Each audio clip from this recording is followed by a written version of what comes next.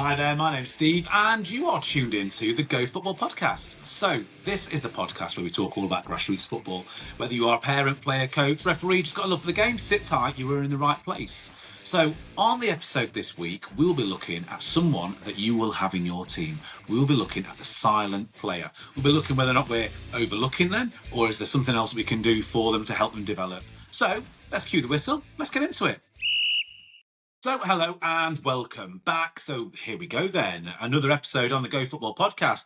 This week, something slightly different. Now, I can't resonate too well with this because I'm pretty loud and I like to talk a lot as well. But this week, we are going to be looking at something that often goes a bit unnoticed in grassroots football and probably some other sports too. So, this is the silent player problem. You know, like we've all got this kind of player in the team. Sometimes, you know, we kind of like know the type, don't we, as well? They turn up every week, they listen well, they work hard, and they don't cause any issues. Which, if you're doing an under 7s, under 8s, under 9s team, if you've got anyone that doesn't cause any issues, at the end of the session, get them with the balls, put them in the ball bag, and just bring them back the next time as well. Because, they're like gold dust, some of those kids, aren't they, as well?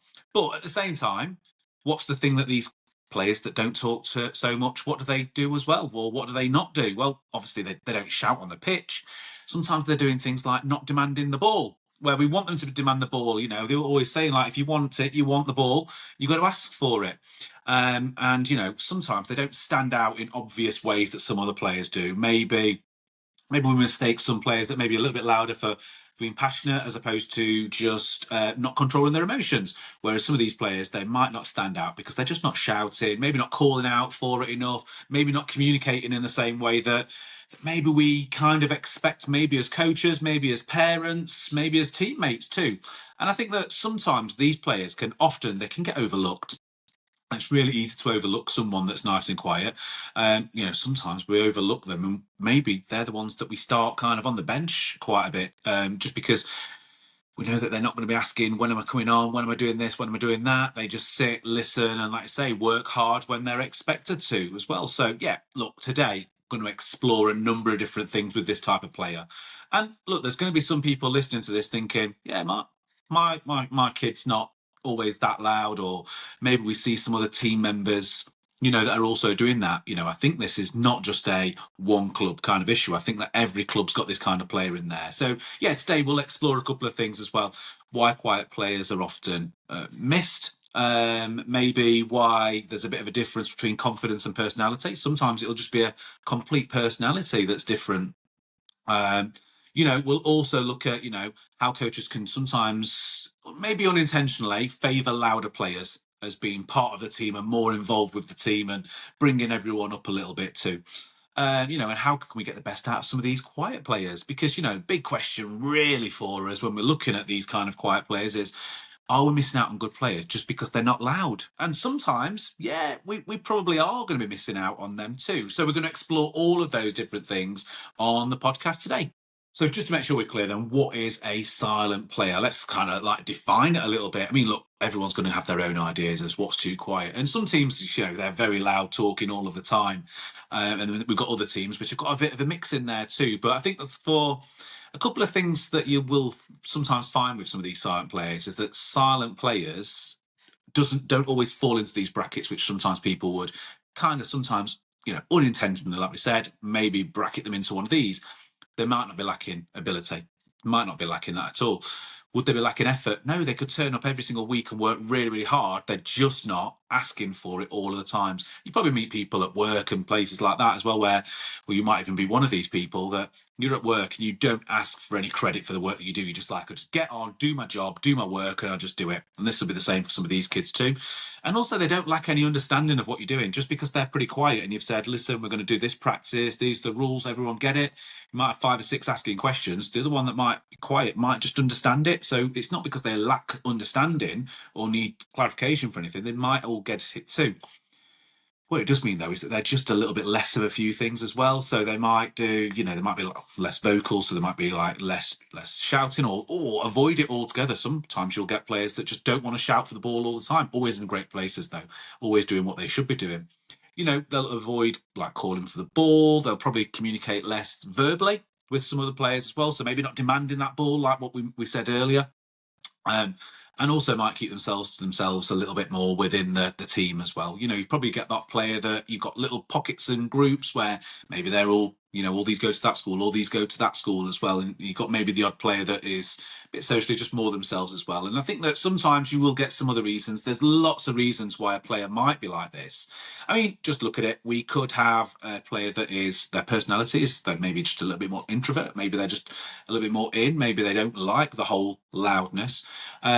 Confidence levels could be another reason for them too. Fear of making mistakes are another one why they might be getting nice and quiet. And maybe they're just new to the team, and maybe you've had a team that has had a number of players at one time, and then with moved up an age group, and you've had loads of players kind of switch around. You've had the core of players that are in, you've had another player that's come in. They might be a little bit quieter. Maybe they're just not feeling too comfortable of being loud. Maybe they had a different experience of grassroots before that as well. But one thing that silence doesn't mean is it doesn't mean that there's there's a lack of like quality or anything like that. Being loud, being fast in team environments for football can sometimes be misinterpreted. And look, there's a number of different reasons. Like if someone's come from a large family, then they can go one way or the other. If they've got 5, 6 brothers and sisters, they could be really, really loud because they have to be loud because they're just used to it and they're used to all the noise, so they're going for it. Sometimes they might be in that environment and just think, I just need the quiet time. I'm just going to go out and go and do my activity without anyone around and keep it nice and quiet. So sometimes it can get misinterpreted. That's not anything wrong or anything we're doing wrong as coaches. We just need to be aware of it and aware that just because someone's quiet doesn't mean that they're lacking in any of the other things that we're looking for, whether that's skills, whether that is work rate, or whether that is just understanding of the game and of football. So why do some louder players often get more noticed? Well, obviously there's a number of different things really, isn't there, as well? As coaches, we naturally notice things, don't we? When we go and watch a game, whether that's our game or someone else's game, we naturally notice things. We notice the players who are talking. We notice players that are demanding the ball. We notice players that are trying to organise other team members that are in the squad too. You've all got a centre-back who's telling people to push on, or a midfielder telling people to go out, or we've got a striker saying, play me through. We've always got those things, and we've got players that are organised. Listen, goalkeepers are probably should be some of the most organised people in the world as well. By the time they've got everyone set up, especially if there's a free kick and it's a ceremonial free kick, they're really, really good at organising it as well. And sometimes we notice that loads. And I think that some of the players that are the most loud, they do get more ball time sometimes because they're asking for it and everyone knows where they are. And it also appears that they're getting more of it. So just tell you a little something that's outside of football from this is my kids do dance competitions. And I've seen a few times when I've seen dance competitions is that when the judges are there, people are not shouting the names of the people because the people that are watching and that are judging it don't know their names. So they just shout the numbers. And what it does is it draws everyone's eyes to whatever number. So if they're shouting number 4, number 4, number 4, they're noticing that it's number 4. Everyone's watching number 4, so it looks like they're getting more watched more than the people that are nice and quiet too. So that kind of happens in football and happens in other sports. I think that sometimes louder players can stand out. Sometimes they look like leaders too, just because they're louder. Does that mean that they look confident? Yeah, absolutely. They're going to look confident. And I don't think there's anything wrong with players being nice and loud if they want to be. And that's their personality. Obviously, we talk about the quiet ones today, but nothing wrong with looking confident, acting confident, looking like leaders, and organising players and all of the rest of the things as well. But confidence and volume, not always the same thing with some players. You're going to get a lot of players that are very loud, that are blaming everyone else in the pitch. That's not a good show of leadership or team spirit and all those things. In fact, that can have the negative effects of that sometimes. Especially if every time that they're wanting the ball and they're having to go to other players, then they're making it hard work for the rest of their team. So being loud isn't always a good thing, but does that mean that the quiet players shouldn't be able to say something? No, not at all, not at all. I think that, some players, they might shout constantly, and if they are making bad decisions or poor decisions and not the correct decisions, was there any point in them being loud in the first place? Probably not. Probably not at all. Could a quieter player have been in a good position? As coaches, that's what we've got to be aware of, isn't it? We've got to be aware of who's where and things like that. And yes, look, we can do all the encouragement. And sometimes we do get a quiet player that all of a sudden just becomes a little bit louder because, great coaches encouraging players, keeping people motivated, giving them those positive reinforcements of you can do this are really, really good. But like I say, you've got some players that allowed and again make those poor decisions. We might have some players that are saying very little, but they read the game brilliantly. Like they're in the right place, they're in the right spot, they know what to do, they know how to get their head up, they can make great pass, they can make really good decisions. So I think that what you will sometimes get with louder players, and the reason why louder players are probably noticed more, is because they are loud, they'll get more feedback. I think that sometimes coaches can fall into not a trap. So I'm not saying it's a trap for most coaches or for any coaches or even parents, but we start giving them more responsibility. Like, you sort them out where they got to go. All of those kind of things that we can shout onto players that are a little bit louder maybe. And, and often they get seen as like we said, as leaders. And that's not always the right mix for the team as well. And that's why they probably get noticed maybe a little bit more. But over time, the gap can grow between those two. So maybe we get quiet players that stay even quieter, louder players that are getting even louder. But that doesn't mean that the quiet players are not reading the game and that they may be getting overlooked. So, I mean, what is the risk really of overlooking a quiet player? Because, we're talking about the quiet players. And look, I'm sure that every team's going to have at least one player in the team where you just think, just communicate a little bit more, just do this, just do that. Listen, one of the things that I do in training, and I think this works really well, is that every time we do a practice, we do it with passing with an instruction. So we say pass it with an instruction. So that could be anything: time, space, move, take a touch, eyes up, through ball, transition, whatever it is, they're passing it on with an instruction. Man on is obviously the main one that we give a call out for as well. If they're passing with instructions, they don't need to be loud. They're just doing it with instructions and communicating. And that is really, really effective. What I always say when someone says, like, how much do players communicate at the top end? I always say, just go back and watch a game that's from COVID times on TV of the Premier League when there was no crowds there, and just listen to the teams that are talking all the time, except for don't go and watch Wolves because Connor Cody is just swearing on it constantly for 90 minutes of things, which is not great for everyone to go and watch. I mean, it is a funny watch, but yeah, I'd say go back, watch one of those. You can hear all the players, you hear everything they're saying all the time, and it's really, really good to just hear the communication. But I think that, if we don't manage quiet players effectively, they can like slowly disappear into the team, like not like physically or anything like that. They don't just disappear. But, in terms of involvement, they might stop asking for the ball even more if we don't manage them properly. They might start avoiding risk and they might start playing safe, and they might start losing confidence if we don't manage them quite correctly. Just because they're not so loud at the start. Remember, there's a number of different reasons. We already said, like, they could be introverts. They could have things that go on at home where maybe they're an only child, so they don't have that communication of being loud and never had that boisterousness maybe that boys and girls both get from having, older siblings sometimes, so it might be a couple of key things there as well. But, confidence isn't just about ability as well. And it's, it's about feeling seen sometimes that you get more confident when you are feeling that you've been seen, so maybe even those quiet players, we can just get them at the end of a session and we're not shouting at them all the time because maybe they don't like the loudness. We could just say, listen, great thing, great positions today. Also, great body shape when the ball's coming towards you, playing out. Some great through balls there, really good.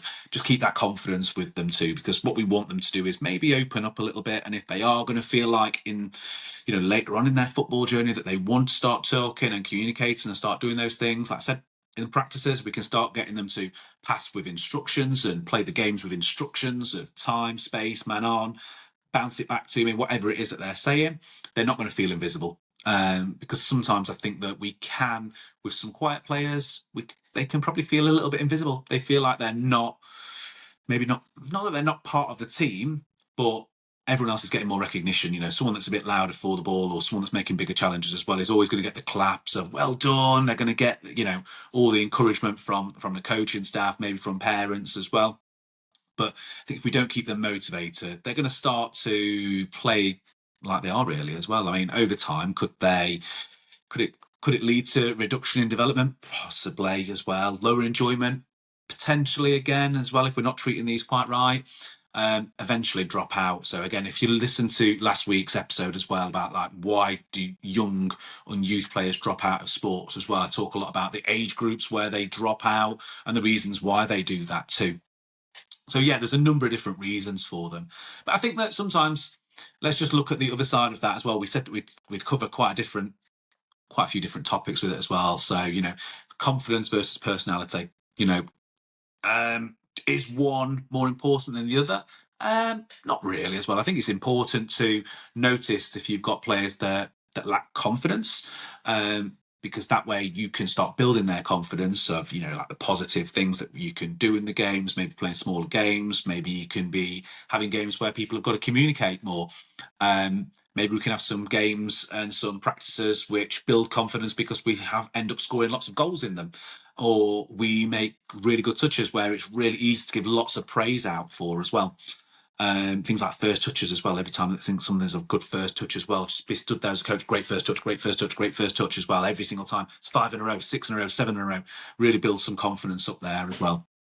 So I think that what we shouldn't try and turn every player into, just looking at the confidence over personality, is that not every player is going to be a shouter. Not every player is going to be a captain, and not everyone is going to be a vocal leader. Like, they're just not going to be. And people need to find their ways into teams, but we need to not force that onto someone that it's not comfortable with. We already know in our teams as coaches who's the shouter, who could be a good captain and a vice captain, and who are those vocal leaders that are going to be talking all the time, encouraging and making sure that everyone else in the team is kind of looked after on the pitch, because it's a team game. So we want to make sure everyone has that. But I also think that leadership looks a little bit different. So when we say vocal leaders, does that just mean loud? No, we could have people who are maybe a little bit quieter that are also, leaders that are also on the team, and leadership, and some leadership on the pitch, especially for the older age groups as well. It's going to be actions, it's going to be the consistency, decision making. The goal isn't to make all of the quiet players loud. If we can make them all more confident and have a good balance of some players that are much louder, some that are not, but good communication between them, that's great. And also, we've got different ways of communicating. Hand signals, great way of communicating as well. Touching, great. Where we want to go, where the ball goes. We want to go one way. Body shape, body position. Again, another one. As soon as I see someone turning, ready to run, that's on also the person who's receiving the ball to identify that as a great option and play forward too. We want to make sure that everyone's involved. We want them to be confident within the roles that they've got and feel part of the team. And sometimes quiet players maybe struggle with that a little bit because everyone else is shouting, being loud, or they've got that expectation put on them to just be a little bit louder, just be a little bit more confident. You've got to ask for the ball. If you want the ball, you've got to ask for it. Whereas for some people, their personality is just, that's not me. I'm not going to be one of those people that shouts for it. Does that mean that they're technically not good? No, not at all. Does that mean that we shouldn't be passing them or they're not the best option? No, not at all. Look, the communication comes out in lots of different ways. So how can coaches support some of the silent players? What can we actually do to make it any better for them as well? Look, I've got some practical ideas as to how we can do that, how we can maybe keep the encouragement up, motivation up. Maybe we can keep up morale with some of these quieter players maybe as well. Look, I think there's a couple of options we've got. And obviously, look, the easiest one we can do is just give them a safe space for an opportunity to maybe speak to us. Instead of shouting across a pitch, small conversations maybe work a little bit better with some players.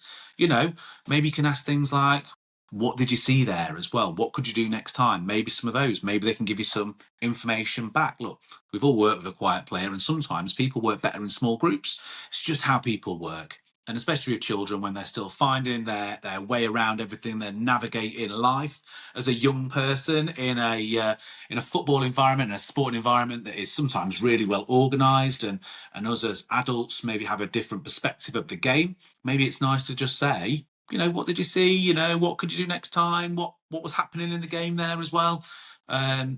What could we do? Like, say, what could we do different? All those different things, or what else was happening within the game?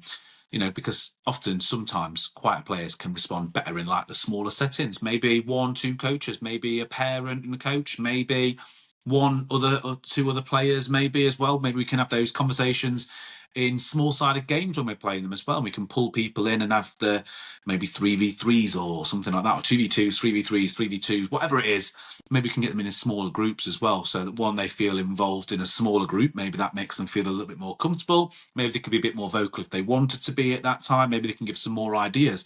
Because a lot of the time when you listen to people that are nice and quiet, when they speak, it's normally something really interesting or something really good. I'm not just talking about football, I'm just talking about everything in general. But this way, everyone's got more time on the ball as well. Quieter players can express themselves a little bit more, and also it's easier to not overlook a player that's a little bit quieter in a small-sided game, because there's less players to look at, so we can notice those and we can recognise like the non-verbal strengths that they may have. Maybe they're just always in the right place, and we're like, oh gosh, they're getting the ball loads, but we didn't really notice that they were getting the ball loads because the other players were so loud that we only ever really noticed that someone was shouting for the ball, and we were, congratulating the loudness of someone shouting for it, but not the quietness of someone just being in the right place at the right time. Because not all contributions need to be loud. We can praise things like we say positioning, decision making, effort is something we can definitely praise as well. If we see someone go on a sprint and make a massive recovery run as well, look, that's loads of effort. They don't need to be loud about it. And also just their awareness on the pitch. We can make it clear to those players that are a little bit quieter that, yeah, look, we see you on the pitch, we see you at training, we know that you're doing all those things too. Something else we can maybe do is maybe pair some players up. Maybe we can play a player that's maybe slightly quieter with someone who's maybe not just the confident, but maybe just someone who's a little bit louder. So we've got the mix of both. So, we've got a player that's always a little bit louder and a player that's a little bit quieter. They're probably going to get loads of things from each other. The players that are louder are probably going to understand that they're going to have to get their heads up, look, and communicate in maybe different ways too. It can't always be one-way traffic of everything has to be noise. But that'll help support both developments of a player that is always expecting everything to be a verbal command as opposed to a visual command of something, or verbal communication as opposed to a visual communication as well. But it'll probably give them a bit of comfort in both ways if we play and start pairing players up in that kind of way too. I think that what we don't want to do though as coaches, and this is something that is a massive risk to any player really, not just the quiet ones, but any of them, is that we don't want to force any personality changes on any of these young players. They need to be themselves and they need to work like they are themselves, really. We don't need to just say things like, be louder. Instead, we need to think of find a way to communicate. And that's what we need to kind of find, really, instead. This might be pointing, it could be movement, eye contact, maybe, all of those different things, body shape, body positioning. Oh gosh, when someone's in the face in the right way and they've got the body face in a good position, you just think, I'm passing the ball to you, you're off. That's great. If you look at how much communication is done, and I don't really know the stats of this, actually, I should have checked it before I started recording. I think that more of your communication is done through body language and things like facial expressions and things like that than it is done in communication. Communication and verbal communication is only one way of communicating with people. You always hear some of the funny things that people can say. You can say the same thing twice with a different tone or in a different way. It means something completely different. So, and sometimes, like I say, we also need to look at, can we balance the loud and the quiet players? I think that some teams, they're really good if we have a bit of a mix with them. And having a bit of a mix, we've got some loud players because they will bring energy.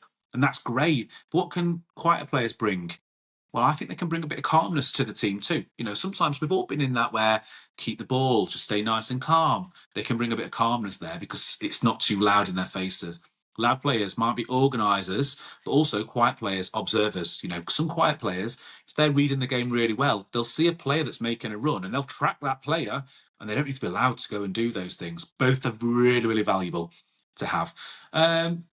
But sometimes it's hard because we only really recognise the louder. We don't really always recognise the quieter players within the team as well. So look, as coaches, what is our job as well? So one, we don't want some quiet players to get lost within all the noise. We need to make sure that we support all of the players, even if they are a little bit quieter, and not think of the players as less confident, less skilled, that they don't want to be there. We don't want to make that mistake at all. So look, this one has been the silent players. I think that it's, like I say, it's not all about changing personalities. It's about, maybe changing some awareness for some players, maybe changing awareness for coaches and parents too. Because look, sometimes the most intelligent players might be the quietest ones that are on the pitch. They might be the ones that are reading the game the best. And you never know, they might start being a little bit louder as they get a little bit more confident. And maybe they just need that confidence first. If they've got the gameplay, and we can't always teach the gameplay the same as we can teach the vocals as well. That's always good. And, what we do want to do is we don't want them to feel like they're not noticed, because if we do that, we're probably at risk at losing them, which is what we were talking about last week, which is why do players drop out of grassroots football. So look, this has been the podcast for this week. This one has been about the silent players and the silent player problems that we also have. Look, I'd be really interested to hear from any of you that want to email in. Do it at gofootballpod@gmail.com. Come straight through to me. But as always, follow all the socials. So that is on TikTok, Facebook, Instagram, YouTube, Spotify, Amazon Music. They're all there for you as well. And if you also want to forward it on to some coaches, maybe you want to forward this on to a couple of the parents that are in your team, so they can also get a bit of understanding of some of the players that maybe are a little bit quieter. Maybe they want to listen to some of the previous episodes too about why do players drop out. Maybe they want to listen to the scouting game. Maybe they want to listen to when we had the SEN coach on too. So yeah, you can get us all on those. Please give it a little forward on as well. A little like, little share goes a long, long way. And until next week, have a great weekend. And I will see you next week. And you'll hear from me on the Go Football Podcast.